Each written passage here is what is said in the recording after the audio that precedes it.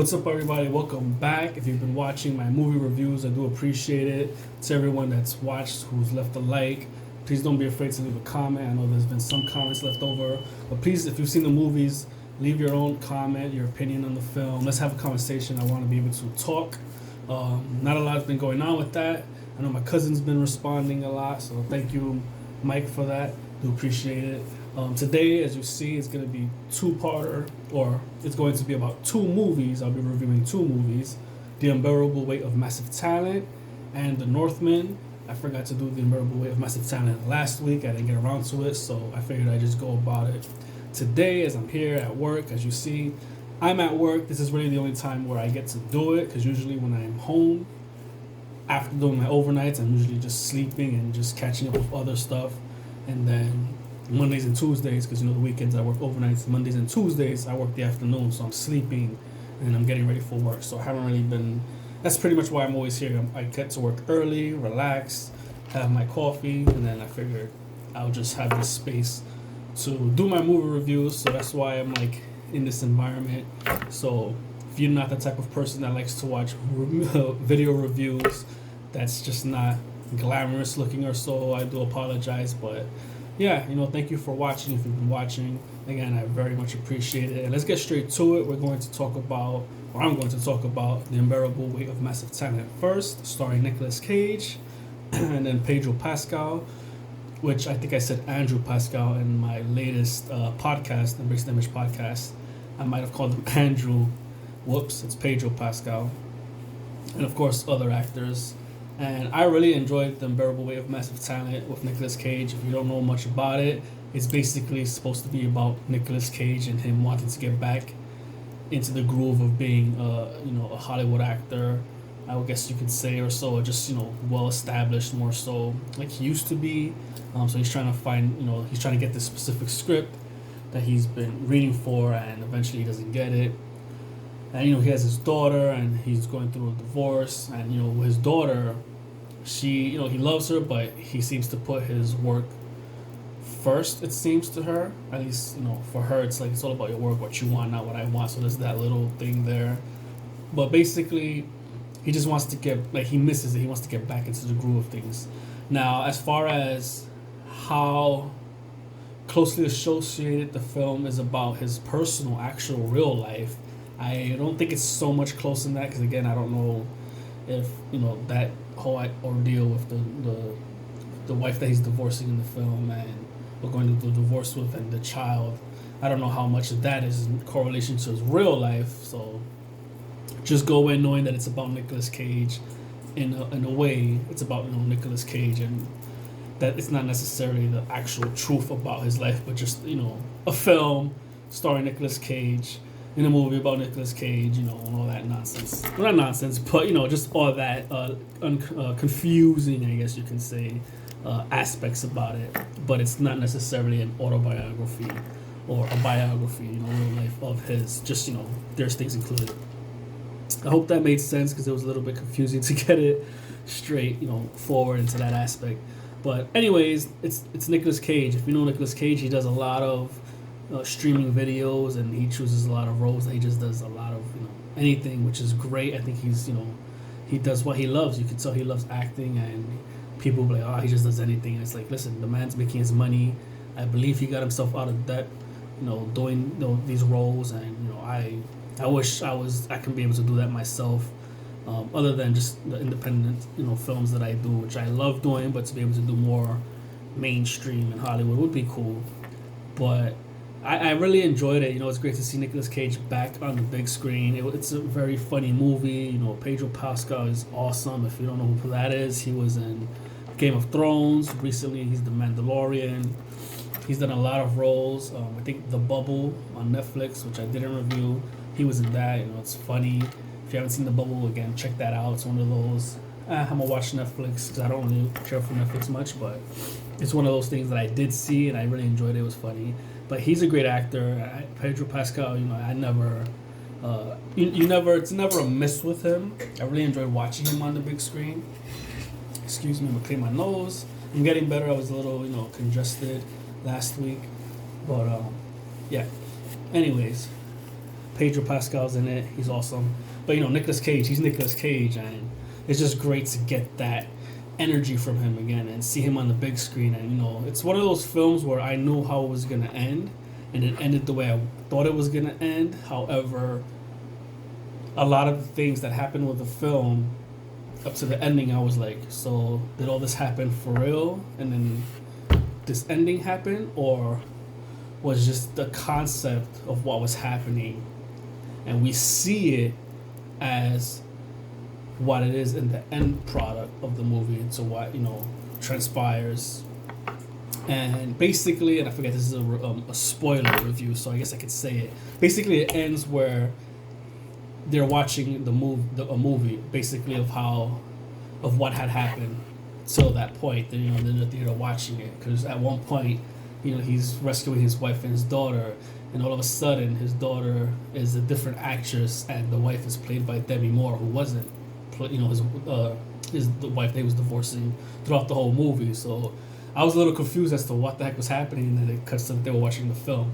Now, I don't know if everything that led up to him being in the island for Pedro Pascal, who you thought he was actually a killer, and he actually was not. It's his cousin that stole one of the presidents from some country's daughter, I believe that's what it was, and he didn't know anything about it. So you're led to believe it's he. He did do all that, but he's actually not a bad guy. He just wants to get his script to Nicolas Cage to be able to act in it, which I guess apparently that's what the ending is about. It actually does happen. So because that whole event that happened wasn't, I'm pretty sure it wasn't in his script because it happened. So now that I'm thinking about it, that ending, the film that they're watching, when they Nicolas Cage sees Pedro Pascal and his character, and he congratulates him and all that, I believe he's telling him the script was awesome, and that was what we were watching, thinking we were actually watching the character go through this ordeal with the CIA, and thinking, okay, all this is happening, and then bam, they ended up making a film about it. But I think it's actually the script that Pedro Pascal, within the story, did write before all that CIA nonsense happened. We're thrust into the actual script. Let's believe we're watching the film of him trying to find the president's daughter or so. Yeah, I hope I made sense with that. It's a little confusing, but the ending is, I guess, is pretty much what we were watching. That was actually Pedro Pascal's script, but you don't realize that that's what's happening until the end. I'm guessing that's how it worked out. If that made sense, I hope it did. I apologize if it didn't, but it was fun. You'll definitely understand it yourself if you watch it. The Unbearable Weight of Massive Talent, another great film. So another great year of films that have come out so far. We're in April, almost May.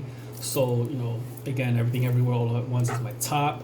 I would say The Unbearable Weight of Massive Talent would be my second favorite film. And then I would follow that with Batman for now as my top 3, The Batman. So, again, if you love Nicolas Cage, if you missed him on the big screen, you're going to get all that Cage-ness in the big screen. He's just a very, a loud actor. He commands, the role that he's in. And when I say loud, not obnoxious, but he gives his all. He really puts himself into it. And I would love to see him get nominated for one of the big awards next, as it happens, SAG and all that, Oscars. Because why not? He is an Oscar-winning actor, award-winning actor, and I would love to see him in this role. And it's not egotistical of a film role for him, because he originally didn't want to do this type of movie, but he ended up doing it and producing it.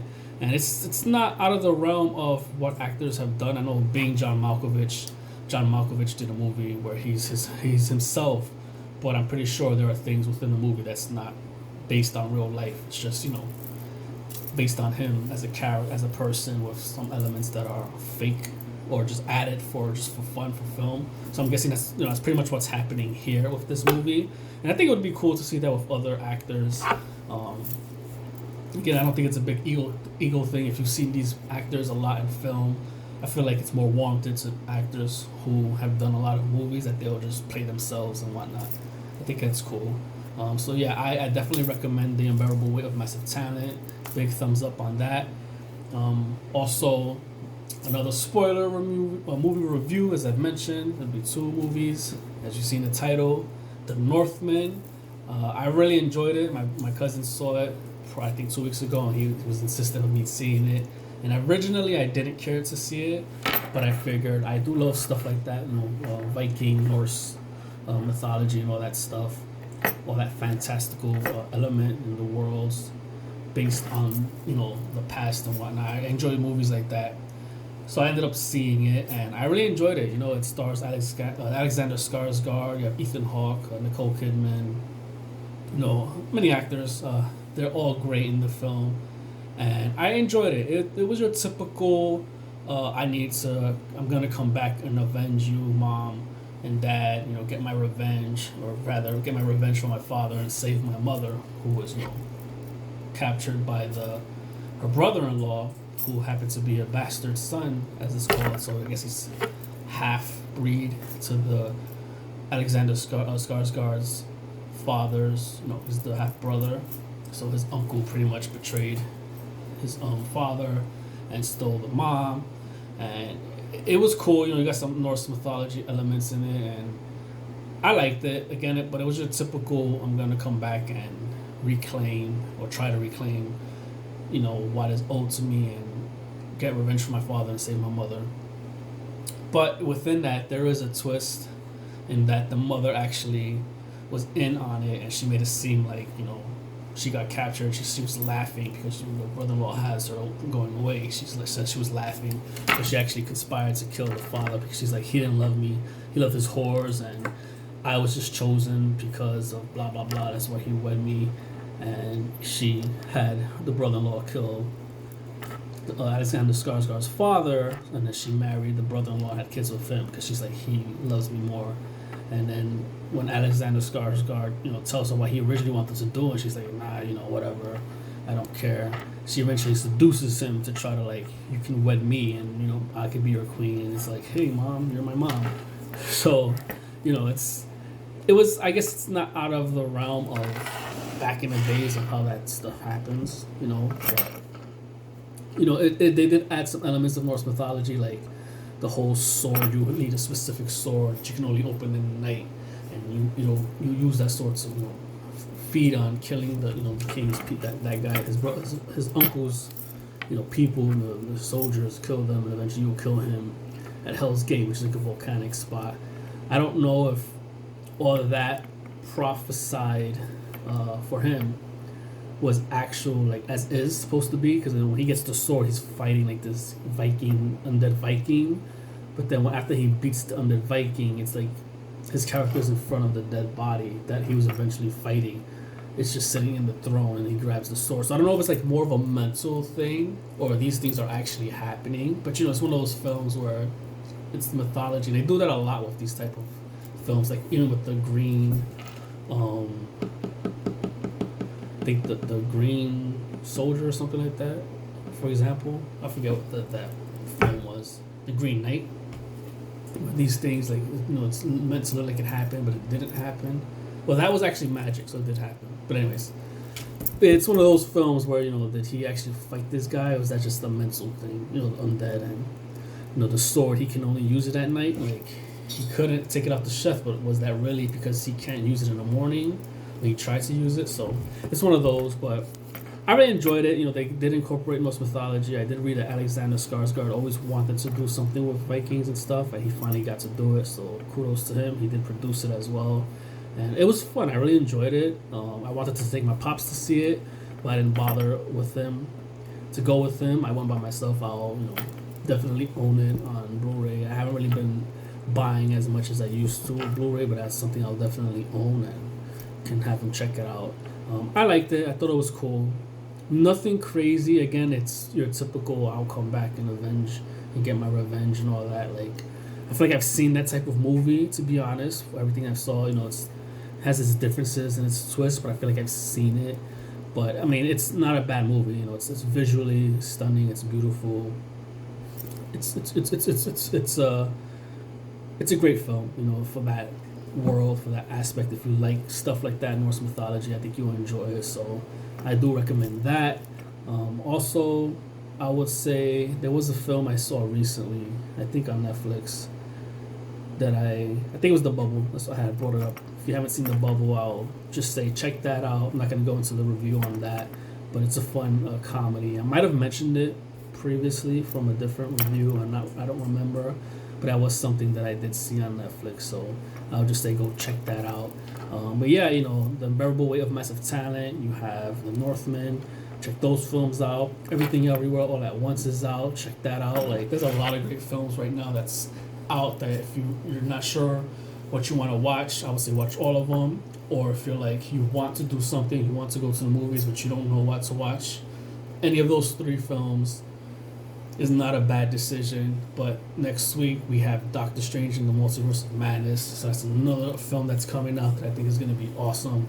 It's the MCU, it's Marvel. Not a lot of 100% product of films that they put out, but they're definitely more hits than misses when it comes to the MCU, and it's just continuing the MCU universe and everything that's been going on with the multiverse, especially with how we got the 3 Spider-Mans in No Way Home and the whole multiverse aspect. Like, it's in the title, you're gonna want to see what's happening. If you saw WandaVision and Loki, check it out. Definitely the Multiverse of Madness. I'm excited for it. Finally, next week. Honestly, thought it was gonna be like 2 weeks from now. It's next week, so I'll definitely have a review for that. Again, please subscribe to my channel. Please hit that notification button. Like the video if you do. If you've seen any of the movies that I've mentioned, please hit me up in the comments. Keep it respectful. Let's talk about the films. What you liked, what you didn't like, what you took from it, how you perceive the films. Let me know what you think. Again, if you like short films, please check out my channel, because I do have short films that I've made. You'll see the films that I've made over the years, how I've progressively got better and can continue to be better. And I'm also working on a new short film right now. I'm trying to get that done. If I don't get it done to put it out for festivals this year, I'm definitely going to do it next year. But I want to take my time with it. I did start shooting it, and I'm hoping to continue shooting a part of it next week. But again, check out the teaser. If you haven't seen the teaser, it's called Terminate. That's the new film that's coming out. Again, thank you so much. Always appreciate it. And until next time, later.